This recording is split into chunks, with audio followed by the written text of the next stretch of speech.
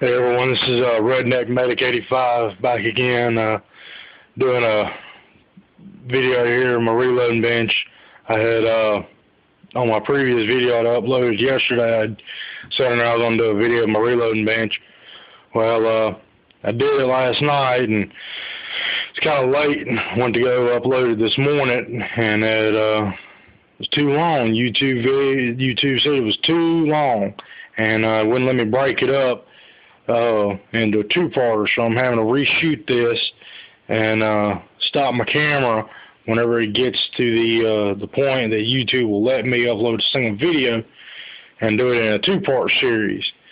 So this is my reloading bench, and there's I bought my reloading kit, my reloading press and all that as a kit. I've got an RCBS Rock Chucker Supreme. Some of y'all probably looking at that down there towards the base 7 like, what the hell is that? Well, I put a 2x4 block up on there because when I started working up this bench was in this shop that's here beside my house. The old man had put up, and when he still lived here, well, this bench was a lot thinner than I thought it was, and my bolts were a little bit too long, so it wasn't going to snug it down too tight. So I put that 2x4 block up on there and put some washers and a few bolts. I mean, not bolts, but nuts that are bigger than my bolt to take up some of the slack. And of course, it is a single stage press. I do like using single stage press. I thought about maybe later on, after a while, doing some more reloading and getting a little bit more experience in it, because I am kind of new at doing it. I've only been doing it for about half a year now. Probably getting me a progressive press. That way I can do some progressive loads. And but right now I'm gonna do 270 because that's what I shoot in my long range Remington 700 rifle. Of course, you can see the 505 scale that came with my RCBS press. There's my Cabela's tumbler. Right now I got it at Corncob Media. Bought that at a really good price from Cabela's. Of course, there's what's left of my Corncob Media. It's still in the package. I got it in a little peppermint candy bucket there. Got my Spear reload manual set beside that. Got my case lube pad. Pretty much got all my little accessories and everything I need for reloading here. And pretty good area on this bench. Of course, this shop's not insulated too well, so it does kind of get a little bit cold in here during the winter time and really warm during the summertime. So I keep that box fan there in front of the window, get some breeze going in here, open that window up, turn that fan on, get a good breeze in here, it cools it down pretty good. Got my Trim Pro case trimmer, and got the powder thrower. I got these three ammo boxes here. One of them's got some brass ready to go. All I got to do is just weigh them and charge them, and weigh the powder and charge it, and charge these cases up and seat the bullets in it.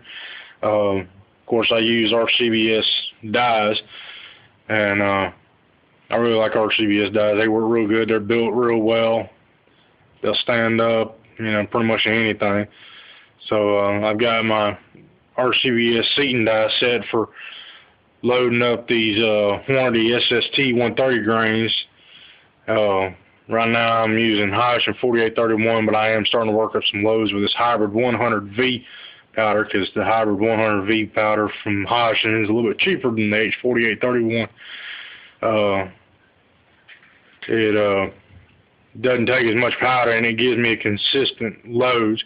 Gives me really good velocity and really good power behind them rounds for a lot less powder than that H4831 powder. Of course, I use CCI 200 primers right now, and I'd like to buy them primers in bulk. I'm going to start buying my powder in bulk because I'm realizing now, after loading up some rounds, and shooting competition, going out for a match and everything, that powder will, start to deplete very quickly.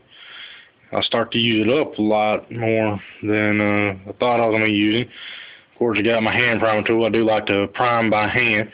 I could prime off a press, but just like the feel of hand priming and knowing I got them primers in there good.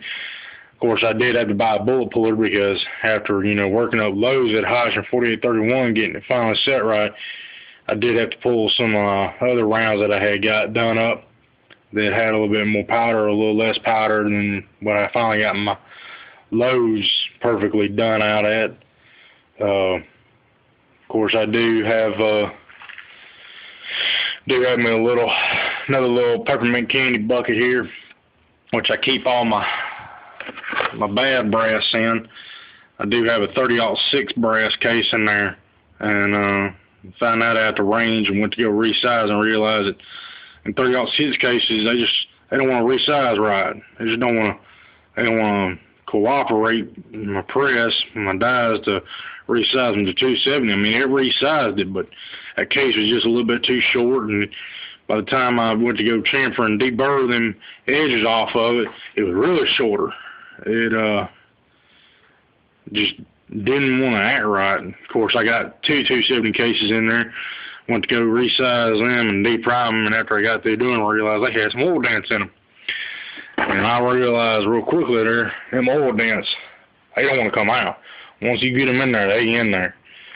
And I had, of course, I do get on the Long Range Hunter forum quite a good bit, and I had asked the guy on there one day, went to go crimp some rounds from when I seeded my bullet. He told me, he said, dude, you don't have to crimp your rounds, because when I went to go crimp it, I thought I had my crimper set right on my seeding die, and lo and behold, what do? I push my case neck down into the case body, completely crush that case neck into the case body. And so I had to pull them bullets and pull that powder out and slowly get that primer out, because I didn't want to set it off. Because down here, when these things, these temperatures, they get humidic, when them primers go, they will go. And of course, I've only got one case loading block, but when I do like to load my cases up, I don't really like to fill my case loading block up with empty cases or something, that I'm doing up. I like to do them, in 10, 15 increments, move from one side to the other.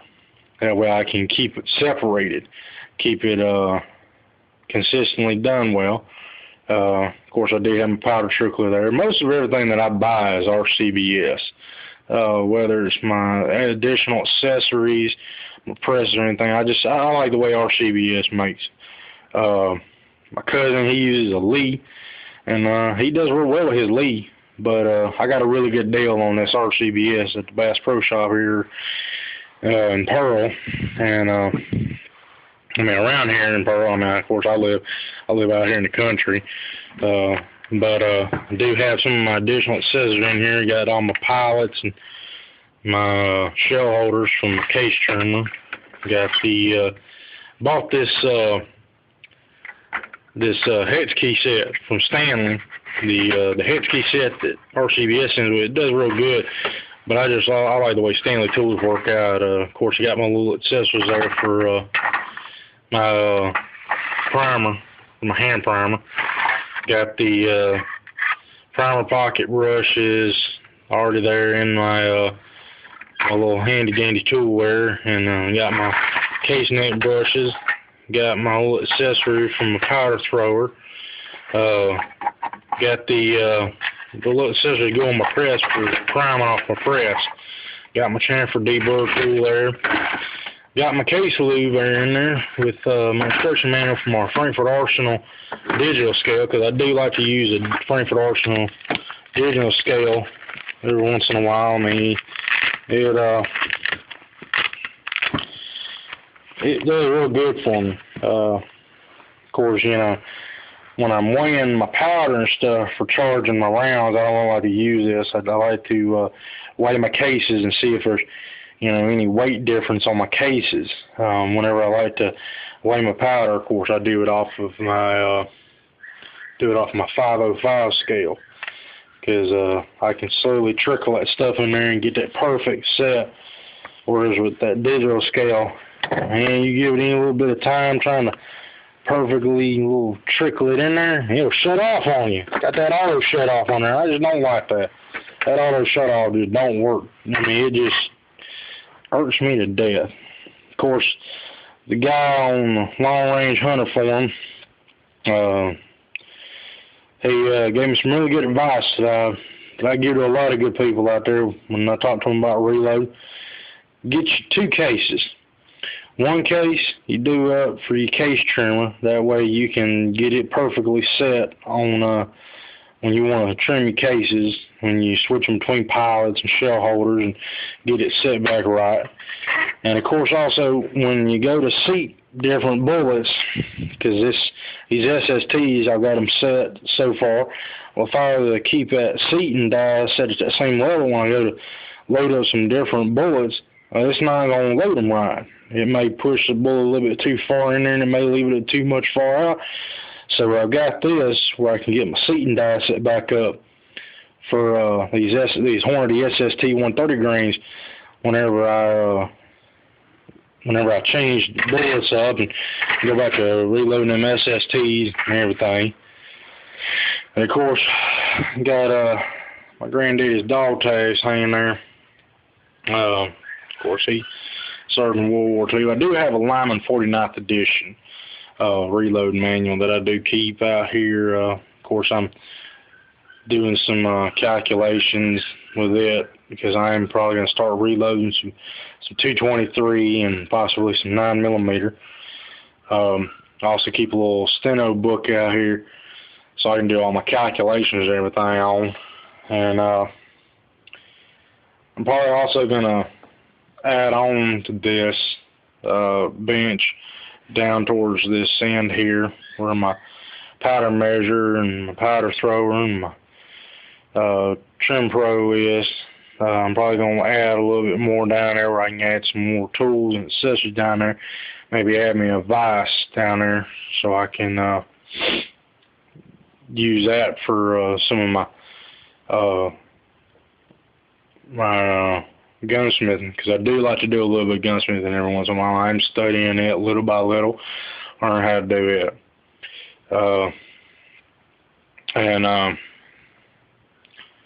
This is just an overview of my reloading bench I want to show y'all. This is Redneck Medic 85 signing out. May God bless the state of Mississippi. May God bless the United States. May you always look over our soldiers serving overseas. To everyone out there in YouTube, may God bless you all. Redneck Medic 85 signing out.